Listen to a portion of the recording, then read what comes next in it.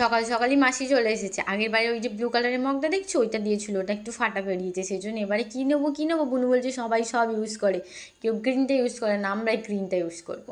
নিয়ে দেখলাম যে না, এবারের মগটা ঠিক আছে। আসলে এসেছে কিন্তু এই আমার টুলটা দিতে, আমার ভাইপো কেমন ডিস্টার্ব করে দিল।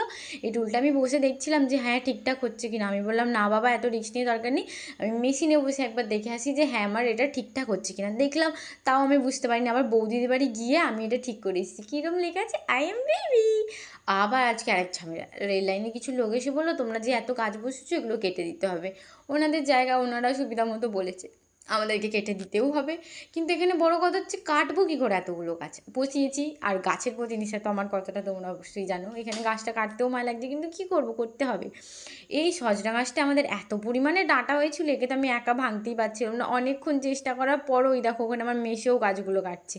মায়া লাগে জানো তো, কিন্তু কি করব, আমাদের নিজেদের জায়গা থাকলে অবশ্যই আমি এরকম গাছ বসাতাম। ফাইনালি গাছটা উবড়ে